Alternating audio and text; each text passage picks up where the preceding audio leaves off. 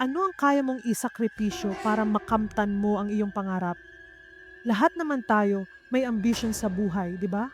Pero paano kung yung mismong pundasyon ng pangarap mo ay kailangan pa lang may mga buhay na kapalit nito? Welcome back sa ating munting channel. Kumusta na kayo dyan? It has been a while, no?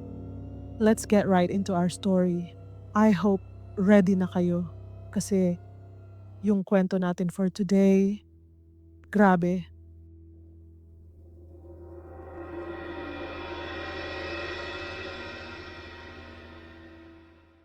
We need to rewind. Hindi pa muna tayo pupunta sa trahedya. Let's go back in time to the late 70s and early 80s.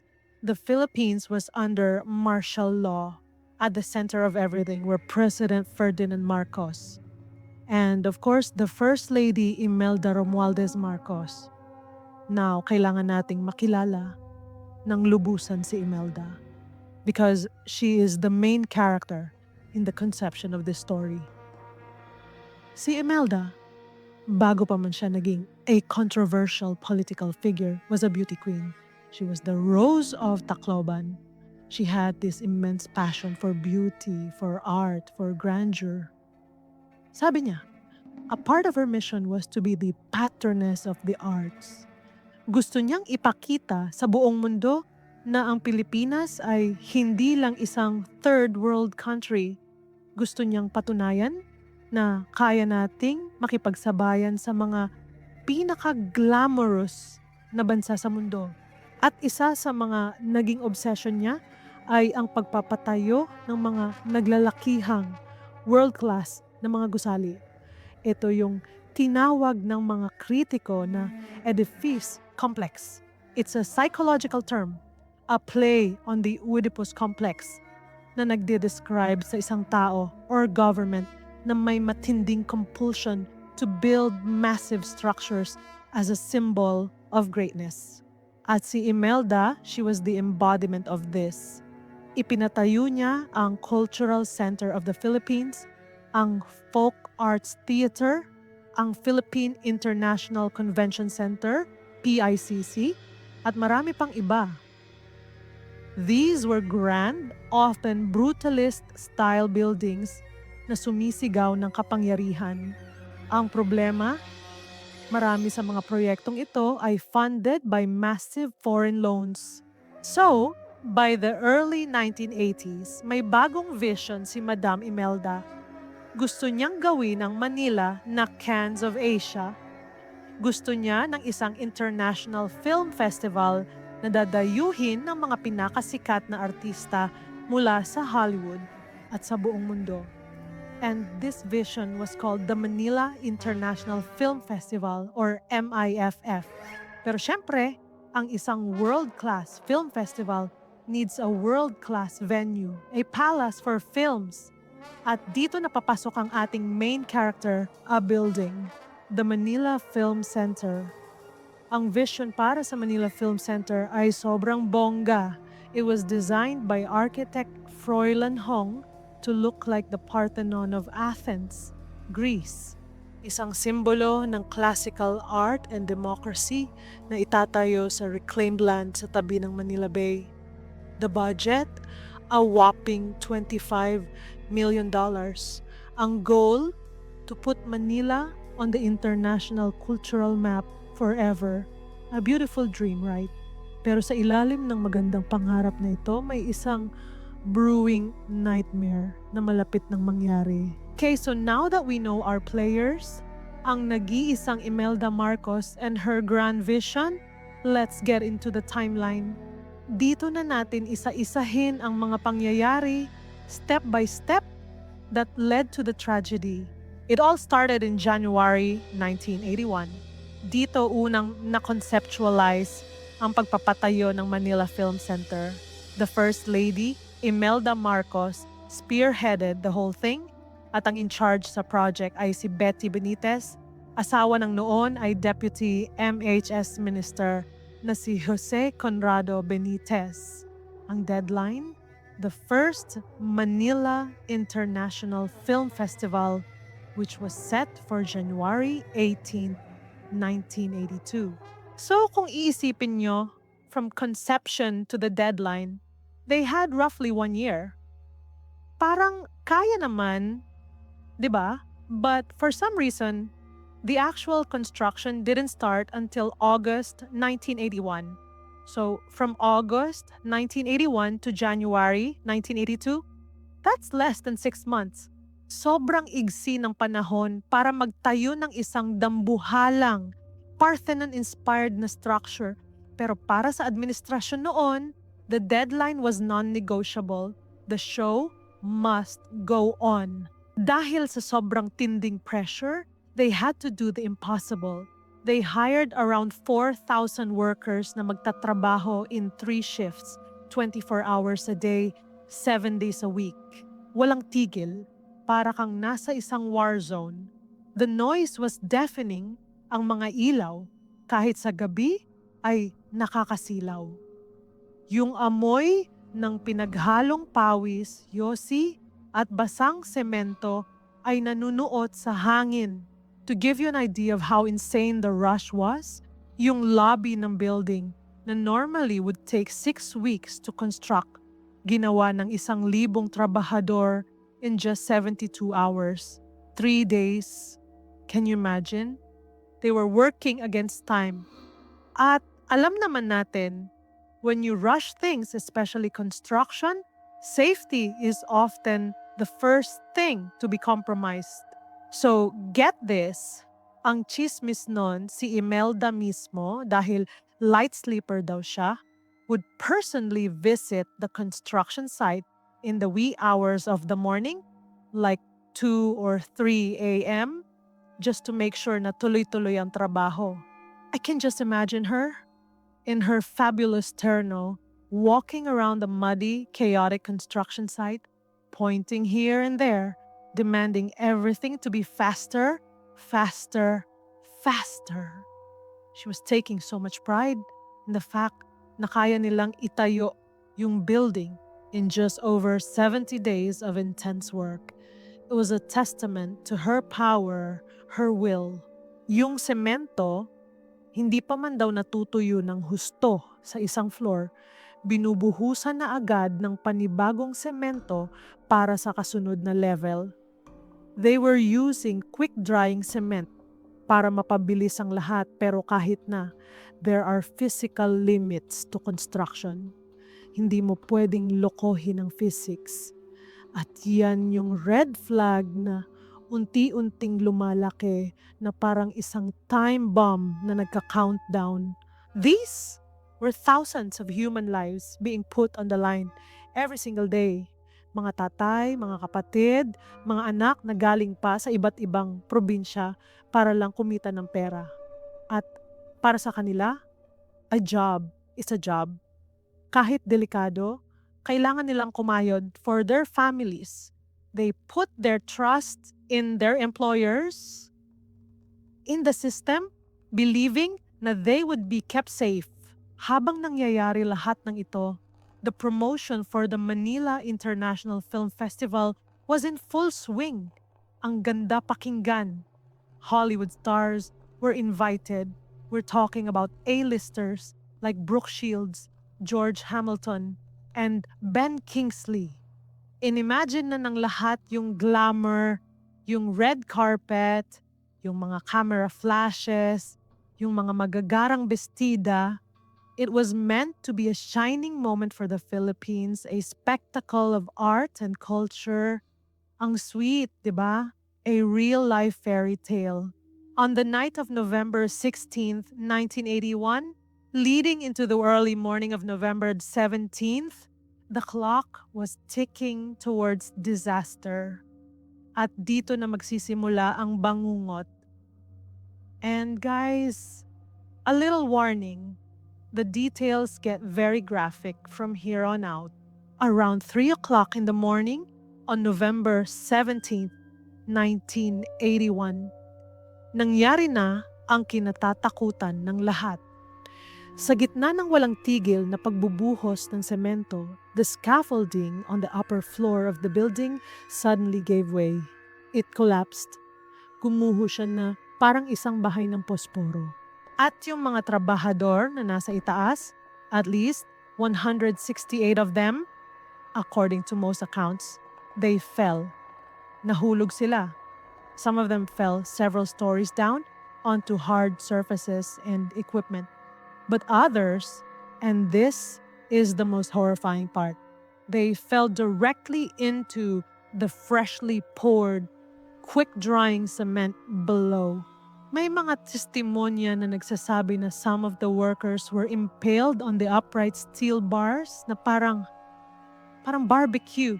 Sabi sa isang description, they were left hanging there for hours. Yung iba naman, they were swallowed by the wet gray sludge. They were trapped, unable to move, habang unti-unting tumitigas ang semento sa paligid nila. I want you to imagine the pure horror of that moment. The chaos, the screams, the darkness. Yung mga kasamahan nilang nasa baba, trying to help, pero hindi alam ang gagawin. It was a scene straight out of a nightmare, a mass casualty event. The real crime wasn't just the collapse, it was the cover-up that followed. Instead of an immediate, full-scale rescue operation, ang unang ginawa ng administrasyon ay mag-impose ng isang total media blackout and a blanket of security. Bawal pumasok ang mga reporter, bawal pumasok ang mga ambulansya, bawal pumasok ang mga rescuers. Why? Because they needed to control the story. They needed to prepare an official statement first before anyone could see the horror inside. For 9 hours, 9 agonizing hours, the site was on lockdown. Sa loob ng 9 na oras na yon, yung mga biktima na baka buhay pa, na baka may pag-asa pang ma-rescue, ay hinayaan lang doon. Yung semento lalong tumitigas. Yung pag-asa unti-unting nawawala. By the time the rescuers were finally allowed inside, it was too late for many of them. The wet cement had become their tomb.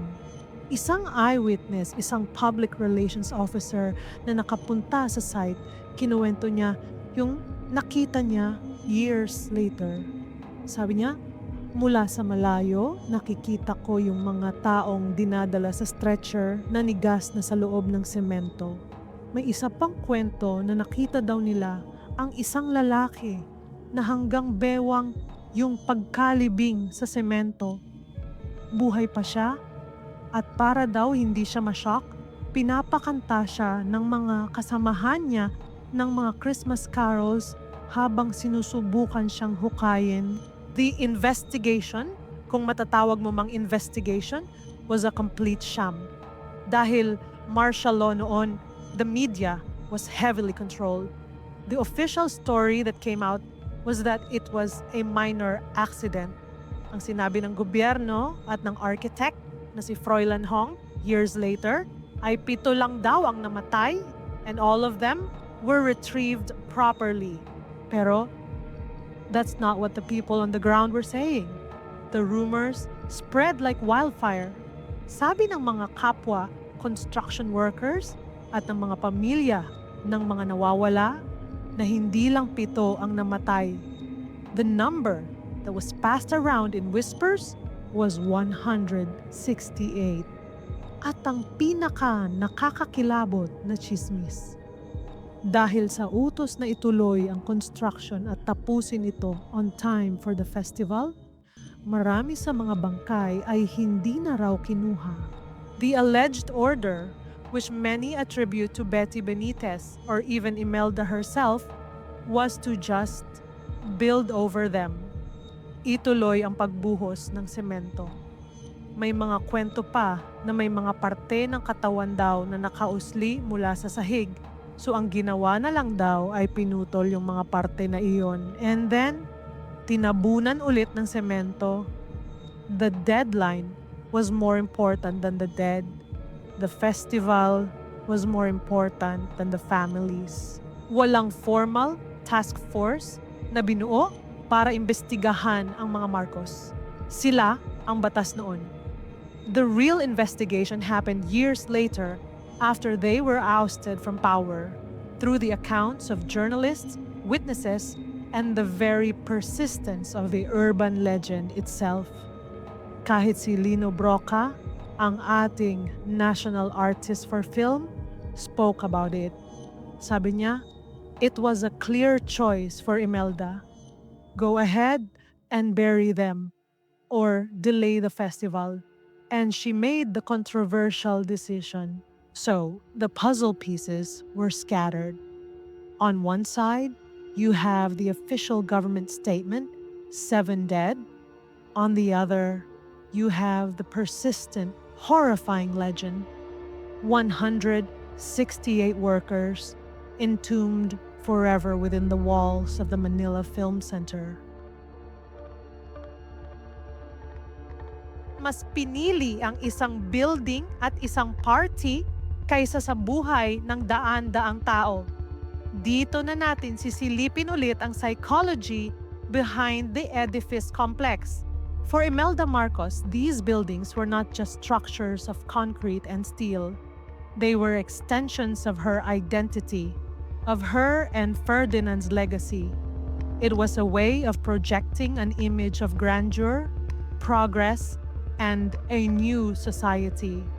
Sabi ng historian na si Gerard Lico, the Marcos regime used architecture as a weapon to assert power and maintain public support. The Manila International Film Festival was supposed to be her crowning glory, her gift to the Filipino people and her showcase to the world. Any delay, any scandal would tarnish that image. Ang isang malagim na construction accident would be a PR nightmare.